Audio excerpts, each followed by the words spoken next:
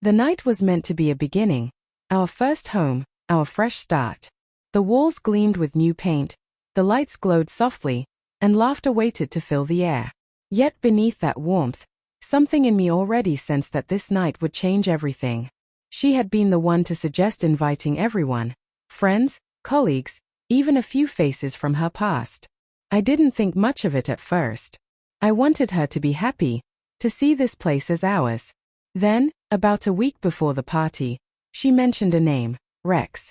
The same Rex she once promised was just a chapter long closed. She said it so casually, as if it meant nothing. We're all adults, she reminded me. He's still part of the group. It'd be awkward not to invite him. I remember laughing, assuming she was joking. But when I saw she was serious, the sound died in my throat.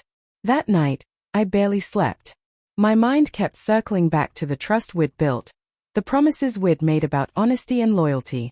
And now she wanted to welcome into our home, our brand new home, a man who once touched her the way I do now.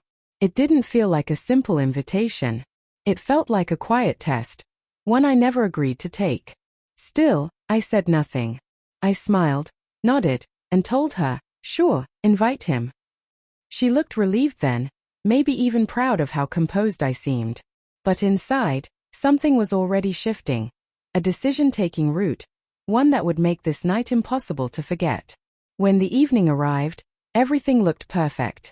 Soft music, candlelight, her laughter weaving through the rooms as people talked and toasted. I stood by the kitchen island, doing my best to play the part of the gracious host. Then the doorbell rang. I didn't need to ask who it was. I could feel her energy change before she even turned. He stepped inside holding flowers, polished, confident, far too at ease. She hurried to him, her smile just a little too bright, her voice softer than before. I watched her introduce him like a treasured artifact from another time. And every glance they shared carried something unspoken, something that didn't belong in this house. When she finally brought him over, the moment felt scripted. "This is Daniel," she said lightly. "My friend." That last word lingered, sweet but suffocating. He reached out to shake my hand, steady, testing.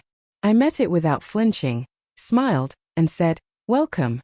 Glad you could make it."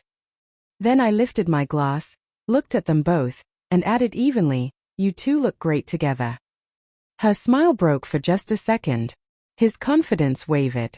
I set my drink down, turned away, and took what I'd already decided would be my next step. I picked my jacket up from the chair and turned toward the door. "Where are you going?"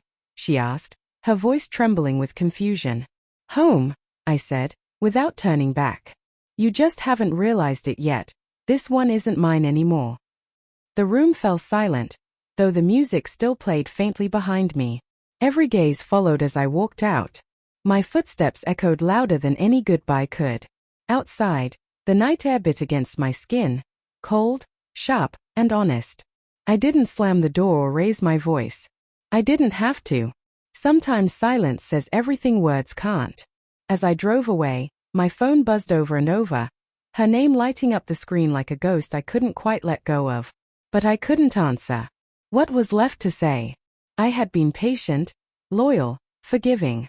Somewhere along the way, she mistook my calm for indifference, my patience for weakness. She thought I would endure anything just to preserve the illusion of love. But love isn't meant to be endured. It's meant to be mutual, built on respect.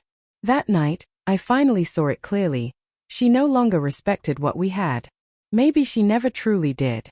By the time the city lights came into view, the ache in my chest had softened into something that felt like freedom. It hurt, but it was clean.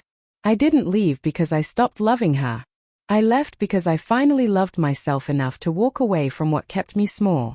The next morning, her message appeared on my screen. "You embarrassed me last night." I looked at the words, smiled faintly, and deleted them. She'd never understand. I hadn't left to humiliate her. I left so she could finally see what it looks like when a man stops begging to be seen by love that refuses to see him.